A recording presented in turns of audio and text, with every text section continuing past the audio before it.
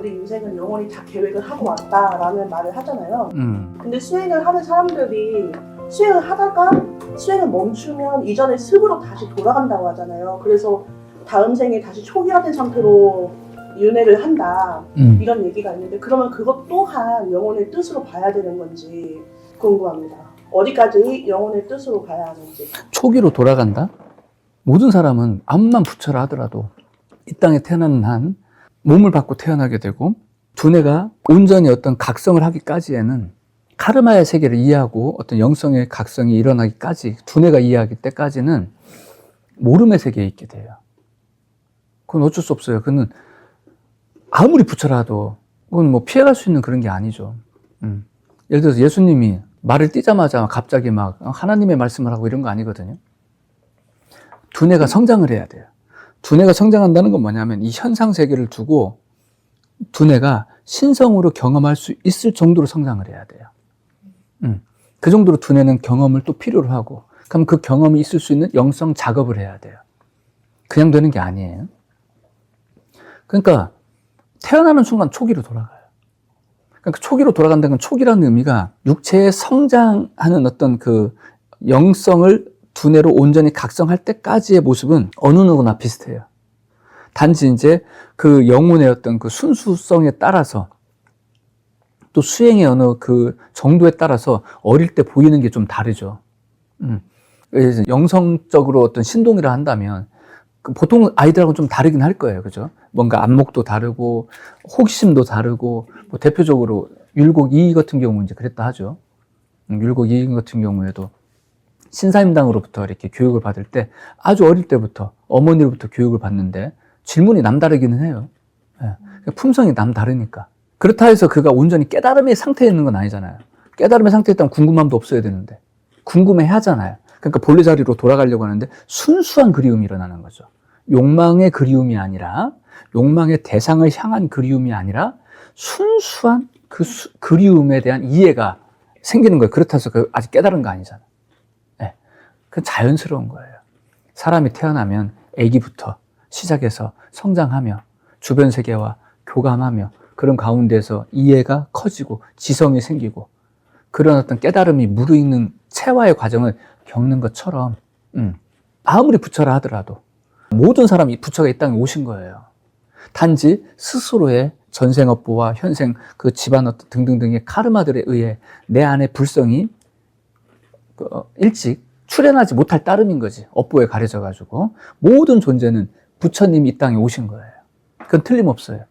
근데 수행의 전구에 따라서 속도가 다르겠죠. 업보가 그렇게 이제 두터운 어떤 업장이 별로 없고, 오히려 수행 의지가 그 선한 업보로 내 내면의 의지로 자리 잡고 있을 테니까 분명히 다르긴 할 거예요. 그러나 처음부터 막 말 트자마자 막 공자왈 맹자왈 하는 건 아니니까 당연히 그 모습은 초기화되는 모습과도 뭐 크게 다르지 않겠다, 그죠? 그러니까 초기화라는 말보다는 뭐든지 생로병사의 모습이, 업장도 우리의 어떤 그 카르마도 생로병사가 있는 것처럼, 이 불성이 이 현상 세계에 나타날 때 카르마를 쓰고 나타나기 때문에 도리 없이 생로병사를 걷게 돼 있어요. 그냥 초기화의 개념으로 보기보단 자연스럽다. 원래 그런 거다. 네.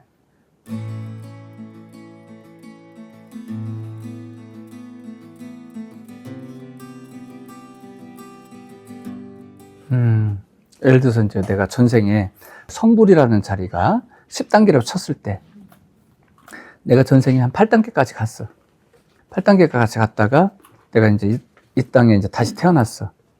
그러면 이제 아기 때부터 다시 시작하겠죠, 그죠? 그러면 이건 새로운 인물이죠. 새로운 어떤 경험 속에서 새로운 삶을 살아가는 새로운 인격체예요. 단지 전생에 수행을 했다라고 하는 그 업보가 있겠죠. 수행 업보. 수행 공력이라고 할게요. 공력. 수행 공력이 깃들어 있겠죠. 수행 공력이 이제 깃들어서 이에 어떤 그리움으로 작용되고 있을 거예요. 그래도 아기 때부터 시작을 해야 돼. 아기 때부터 그 의지로 살아가겠죠. 근데 이가 순수하게 수행 의지가 드러날 수 있으면 좋은데, 집안이 또 참 그런 수행 의지를 잘 드러낼 수 있는 그런 공덕이 없는 집안에 태어났다 칩시다. 물론 영혼이 또 설계를 할 수도 있겠죠. 왜 하필 이런 집안에서 또 태어났느냐라고 했을 때, 그럼 또 말이 길어지니까 어쨌든 이 집안에 태어났는데 이 집안 공덕이 약해.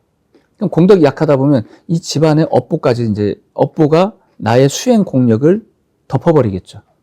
수행 공력을 덮지만 내 안에 순수한 의지는 용솟음 치겠죠. 자, 이제 세월이 1년, 2년 흘러가면서 이는 삶의 경험이 일어나면서 끊임없이 그리움으로 자신의 삶을 경험에 들어갈 거예요.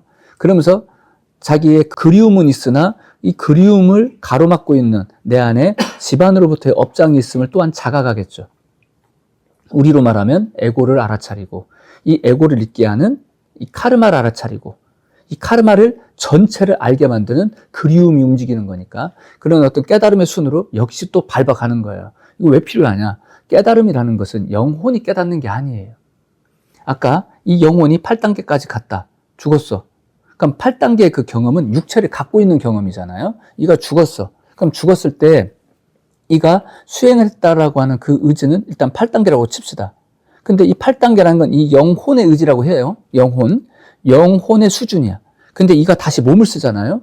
영혼이 깨닫는 게 아니에요. 육체가 깨달아야 돼요. 깨달음은 육체의 영역이에요. 단지 육체가 깨달음의 수준이 8단계까지 가다 보니 8단계 인식이 영혼에 인식됐을 뿐이야, 그냥. 영혼은 8단계다 9단계가 없어요. 영혼은 애초에 그냥 신성이에요. 원래가. 그러나 카르마의 법칙 속에 있다 보니 카르마로 말미암아 너는 8단계야 라고 뭔가 규정 내려진 것이 마치 기억처럼 아래아식으로 자리 잡겠지. 이 안에 이제 기억으로 이제 내재된단 말이에요. 무의식으로 내재되는데 이것은 이 영혼의 수준을 결정하는 것 같은데 순수 영혼은 그런 거하고 아무 상관없어요. 단지 카르마를 통해 또 나타날 거 아니에요. 카르마가 나타나다 보니까 카르마가 나타나서 다시 몸을 쓸 거 아니에요. 그죠? 카르마가 몸으로 나타나서 하는데 그 영혼의 의지가 내재되어 있다 손 치더라도 수행은 이 몸이 합니다. 몸이 경험하는 거예요. 그러니까 몸이라는 게 무슨 의미냐면 경험의 영역을 말해요. 깨달음은 뭐예요? 경험의 일종이에요. 즉 육체가 못 깨달으면 못 깨닫는 거예요. 두뇌가 깨달아야 되는 거예요. 그럼 이제 두뇌가 깨닫는데 그 깨닫게 만든 원력은 어디서 와요? 내 안에서 오죠. 영혼의 원력이 있단 말이에요. 순수한 영성. 우리 안에 신성이 이 몸을 통해서 신성을 경험하고 싶은 강력한 그리움으로 일어나. 처음에는 이게 욕망으로 일어나겠지. 그래서 내 카르마가 원하는 대로 이것도 해보고 저것도 해보고 막 좌충우돌도 하다가 결국에는 이 어느 순간에 이 모든 것이 까르마구나 에고구나를 알아차리고 내 안에 영성을 딱 자각하는 순간 이것을 먼저 만나요. 내 안에 있는 전생부터 깨달았던 그 수행력 있죠? 수행력이 드디어 내 두뇌에 딱 인식돼 버리는 거야. 그럼 어떻게 돼요? 내 전생의 그 영혼의 수준과 현생의 내 두뇌 의식 수준이 같아져 버리는 거잖아. 이때부터 새로운 세계가 또 열리는 거야, 이제. 전에 이제 경험 못했던 세계가 되는데 과연 이게 또 맞을까요? 그럼 그 전생의 전생을 알고 봤더니 내가 이미 10단계를 깨달았던 사람이에요, 예를 들어서. 그럴 수 있지 않나요? 우리는 근원에서 왔으니까. 우리는 근원에서 왔기 때문에 애초에 우리는 10단계적 존재인 거야. 그것이 카르마를 쓰다 보니 8단계도 되기도 하고 6단계 되기도 하는 거예요. 우리의 본질하고 아무 상관도 없는 거예요. 우리의 본질은 근원이에요. 근원의 의지 그 자체라고 그냥. 그런데 그것이 나타날 때는 7단계는 6단계는 하는 카르마로 나타나. 카르마로, 업보로 나타난다고요. 근데 이 업보라는 것이 최종적으로 두뇌 인식으로 나타나요. 두뇌 인식으로 경험이 된다고. 그러다 보니까 이 두뇌 인식이 깊은 어떤 영성을 향한 깨달음을 향해 지향해 나가고 그것이 내 안에 원래 갖추어져 있던 그 영혼의 그 의식 수준과 딱 동일해지는 순간이 올 거 아니에요. 딱 동일해지는 어떤 흐름이 오게 됐을 때 이 영혼이 가지고 있었던 그 의식이 내 두뇌에서 각성이 돼버리는 거예요. 딱 각성이 이제 일어나게 되면서 나의 어떤 그런 그 전생의 어떤 그런 법력이 드디어 나타나게 되는 거지. 그러면 이게 아직 8단계잖아요. 그럼 이걸 베이스로 이제 9단계, 10단계 갈 수도 있겠죠. 그죠?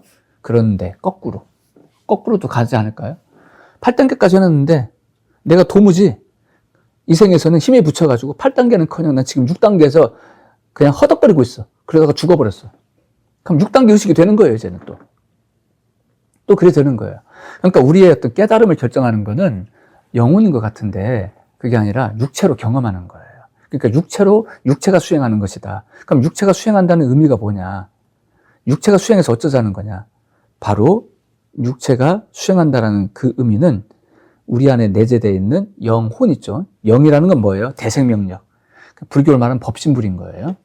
그 법신불의 의지, 순수한 너 나 할 거 없는 대생명력의 의지가 한 개체성으로 까르마로 나타나려고 하는 그 신성의 의지, 그게 혼이에요. 개체성으로 나타나고자 하는 그 의지, 그게 혼인 거예요. 생명이 생명을 향하는 그 의지가 혼. 혼이 되어져서 최종적으로 백으로 나타나는 거예요. 그러니까 이 백을 쓰고 나타났다는 건 내가 나타난 게 아니에요. 신이 몸으로 나타나신 거예요. 근데 문제는 뭐냐면 여기서부터 자기가 있다고 생각하는 카르마가 형성되는 거예요. 그 몸도 혼도 백도 완전히 다 부처인데, 그냥 부처의 현현함인데, 문제는 내가 있다라고 하는 생각부터 경험치가 달라져요. 업보가 발생돼 버리는 거예요. 그 업보가 하나의 또 다음 생을 형성하는 영혼의 카르마가 돼 버리는 거예요. 영혼의. 그래서 이것이 육체로 나타나고자 하는 어떤 그 과정 가운데, 육체는 이걸 나라고 생각하잖아요. 그죠? 육체는 이 모든 걸 나라고 생각하는 그 의지를 가지고 수행을 하려고 그래. 그럼 이 육체 입장에서는 밖을 향하는 어떤 그 마음을 끊어내고 나의 내면을 향하려고 할 거 아니에요? 그럼 자연스럽게 혼의 의식을 만나게 돼 있어요. 근데 이 모든 걸 드러내는 건 애초에 어디서 왔어요? 신성으로부터 왔잖아요. 그죠? 불성으로부터 이게 쫙 출현해서 이 모든 게 발생이 됐단 말이에요. 나의 경험도 일어나고. 근데 이 경험에서부터 내가 있다고 생각하는 여기서부터 새로운 경험이 일어나는데 어떤 경험이 일어나느냐? 신성적 경험이 안 일어나는 거예요. 그러니까 우리는 본래 신성의 시작에서 신성을 경험하려고, 이 경험의 세계를 통해서 신성을 경험하려고 우리가 현현하는 건데 신성을 경험 못하는 거예요. 그 근거가 뭐냐면 우리 안에 고통이라는 게 증거예요. 행복을 추구하고 고통을 느끼는 이유가 뭐냐는 거지. 그게 느끼는 이유가 바로 우리 안에 신성이 있다는 증거예요. 우리 안에 부처가 없이 어떻게 고통을 느껴요? 우리 안에 부처가 없이 하고자 하고 싶은 욕구가 어떻게 일어나냐고요. 불가능해요. 바로 영의 작용성이죠. 영의 작용과 혼의 작용이 애초에 있는 거예요. 근데 이것이 업보라고 하는 그 카르마로 마치 또 등급을 매기듯이 그 수준대로 나타나는 거죠.